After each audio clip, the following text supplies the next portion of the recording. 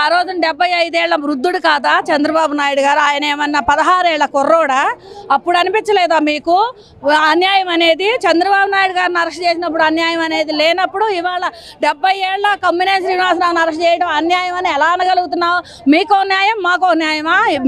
న్యాయం ఎవరికైనా ఒకటే, న్యాయస్థానం ఎవరికైనా ఒకటే, ఎవరికైనా ఒకటే. చట్టం అందరికీ చుట్టం కాదు, చట్టం అందరికీ ఒకటే పనిచేసిద్ది. కాబట్టి స్పందన ఇప్పుడు కూడా నీ నుంచి మాకు మహిళల తరపున స్పందన రాలేదు.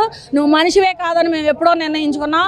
5 సంవత్సరాల నుంచి నువ్వు పెట్టిన బాధలకి, నువ్వు అనిపించిన మాటలకి అన్నిటికీ సహించాం, భరించాం. కానీ రాజధానిని కాపాడుకోగలిగామనే ఒక తృప్తి మేము ఉన్నాము. కానీ మళ్ళీ ఏదో ఒకటి కెలకాలని ఈ కృష్ణరాజు గారిని కెలికి పెట్టి వాడికి ఎన్ని కోట్లు ఇచ్చి కూర్చోబెట్టావో మాకైతే తెలియదు అనిపించావు. వాడు అంటే ఇది తప్పు అనకపోగా వెకిలి నవ్వులతో కొమ్మినేని శ్రీనివాసరావు కూడా ఇంకా ఎక్కువగా రెచ్చగొట్టి మాట్లాడించాడు. అప్పుడు అనిపించలేదా 70 ఏళ్ల వృద్ధుడికి ఆ వయసుకి ఆడవాళ్ళని అనకూడదయ్యా తప్పు అనే మాట ఆయనకు రాలేదా? ఆ మాట మనసుకు అనిపించలేదా? మేము ఆడవాళ్ళం కదా, రాజధాని వేశ్యల రాజధాని. ఎక్కడ చూసావయ్యా నువ్వు వేశ్యల రాజధానిని? ఎక్కడుండి చూసావు నువ్వు? 150 సంస్థల్లో ఒక్క సంస్థని నువ్వు రా వచ్చి చూపించు మాకు.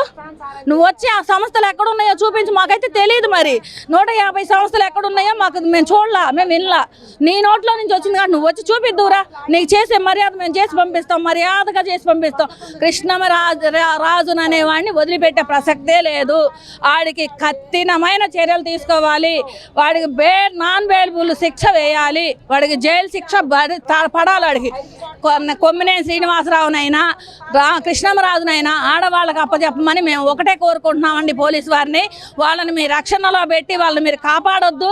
మీరు ఈ రోజు కాపాడినా ఇంకో రోజైనా వాళ్ళకి మేము చేసే మర్యాద జాగ్రత్తగా చేసి పంపిస్తామని మేము చెప్పుకుంటున్నాం.